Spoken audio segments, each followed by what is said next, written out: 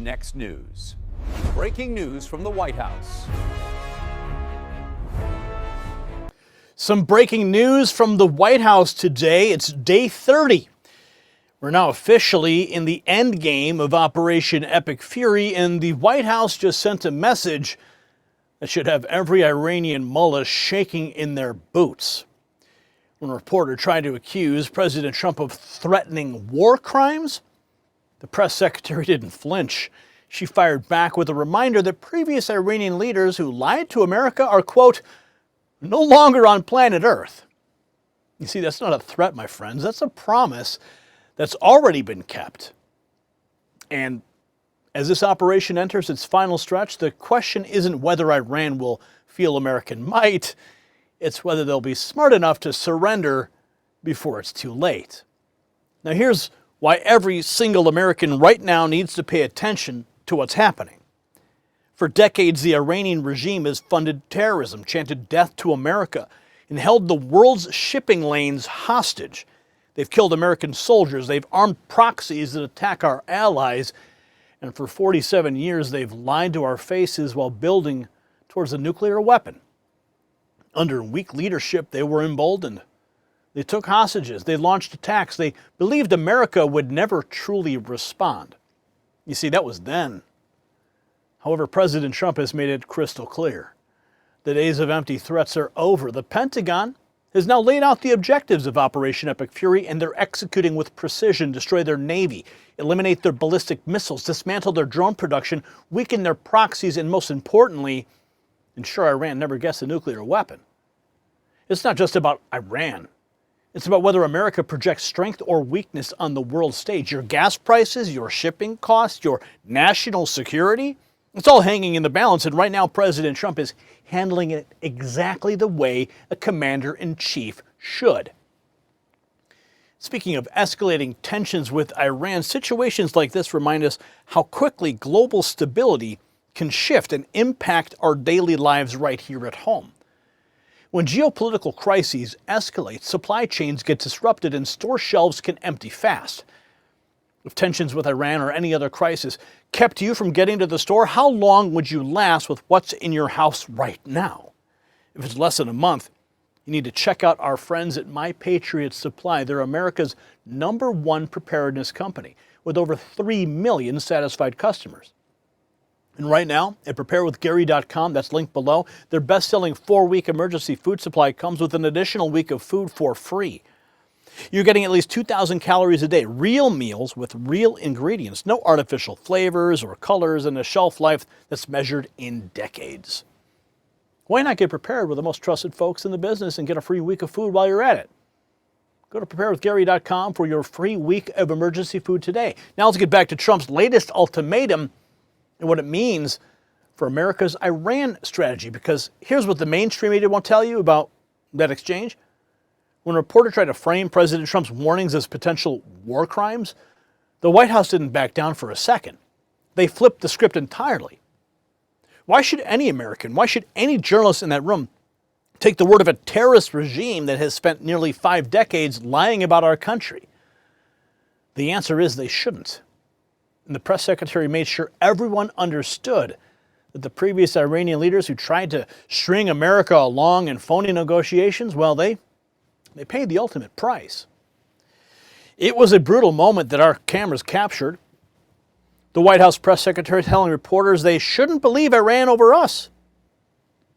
I think the American people are smart enough not to take the word of a terrorist regime that has chanted death to America for 47 years at their word. And I hope the journalists in this room are wise enough not to take an Iranian regime that has repeatedly lied about our country, about our values, about everyone in this room, frankly, for nearly 5 decades. So I think the American public are smart enough to.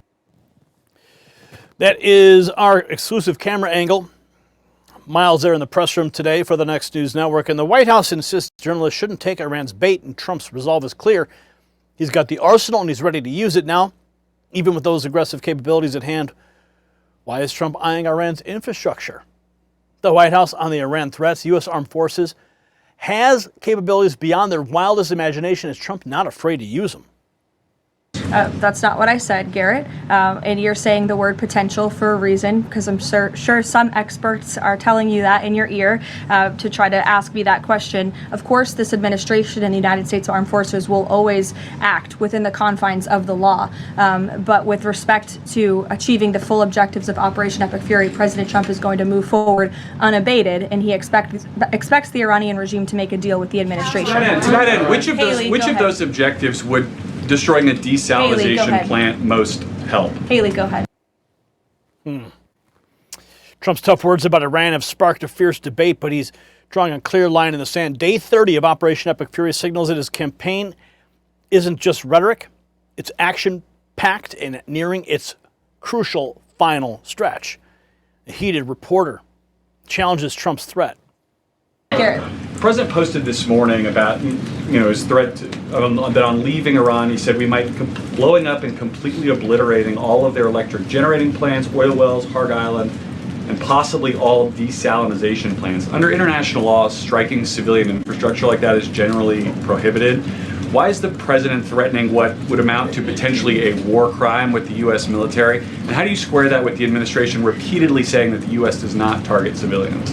Look, the president has made it quite clear to the Iranian regime at this moment in time, as evidenced by the statement that you just read, that their best move is to make a deal, or else the United States Armed Forces has capabilities beyond their wildest imagination, and the president is not afraid to use them. Let's make a deal, right? Remember that show? Maybe they should make a deal. As time ticks down on Trump's intense push against Iran, there's more than just timelines at play. Behind the scenes, shifting stances mean former Iranian leaders who crossed the line aren't around to tell their tales. The administration is not taking chances with repeated deceptions. Trump's Iran campaign entering the final weeks. With respect to the timeline, again, the president, commander-in-chief, the Pentagon has always stated 4 to 6 weeks estimated timeline for Operation Epic Fury. We're on day 30 today. So again, you do the math on how much longer the Pentagon needs to fully achieve the objectives of Operation Epic Fury, which I will reiterate: destroy the Iranian Navy, destroy their ballistic missiles, dismantle their missile and drone production infrastructure, significantly weaken their proxies throughout the course of this operation, and then, of course, preventing Iran from ever obtaining a nuclear weapon. Seems like pretty clear objectives. The past deceptions now carry grave consequences as history repeats for Iran's leadership, but as America flexes its military might, threats to waterways like the Red Sea are stirring up a different kind of panic in Washington. Secretary of State Rubio with remarks in a moment, but let's get to the White House confirming previous Iranian leaders no longer on planet Earth. The president says more reasonable. Again, these folks are appearing more reasonable behind the scenes privately in these conversations than perhaps some of the previous leaders who are now no longer on planet Earth because they lied to the United States and they strung us along in negotiations, and that was unacceptable to the president, which is why many of the previous leaders were killed. So again, this is another historic opportunity for Iran to do the right thing, to rid themselves of their nuclear ambitions and to come to a deal with this president in the administration, or again, they will see the grave consequences of the United States Armed Forces, which they are continuing to see every day throughout this operation. The grave. The grave. Let's check in with Marco Rubio. Washington is panicking over the Red Sea. Secretary of State Rubio whines that the resistance is closing international waterways to imperialist ships. It seems that the Strait of Hormuz is not going to be the only focal point for you, because with the Houthis stepping in and firing missiles into Israel, Bab el-Mandeb and the Red Sea could become issues that you would have to reconsider. It could, and look, that's been an ongoing issue. And when they did that, the United States took action against it as well, and many of our regional allies have had to do so in the past. It's the desire, whether it's the Houthis on one side or Iran on the other, to close these international waterways and create a toll road where basically you have to ask for their permission in order to use them and get your products in or out of market. That's unacceptable. It's unacceptable to us, but it should be unacceptable to the world. And I think it's important, and I'm glad to see the effort Bahrain is leading in the United Nations, which we've been very supportive of, to get an international coalition that says we will not accept a world and where either the Iranians on one side or the Houthis on the other get to control international waterways and impede the free flow of goods from nation states. That's just not something we're going to accept, neither should the world. Do you have any issues with? So where are we? I'm going to tell you exactly what's happening. This is the final pressure phase before the decision point. President Trump has laid all of his cards on the table. He's shown Iran exactly what American military might looks like. He's eliminated the liars who thought they could play games with the United States. And now with days or weeks remaining in Operation Epic Fury's timeline, Iran has a very simple choice to make. They could come to the table and make a deal with an administration that actually means business, or they can watch as the most powerful military force in human history with capabilities beyond their wildest imagination finishes what it started. There's really no third option. And there's no waiting out the clock. There's no hoping for weaker leadership.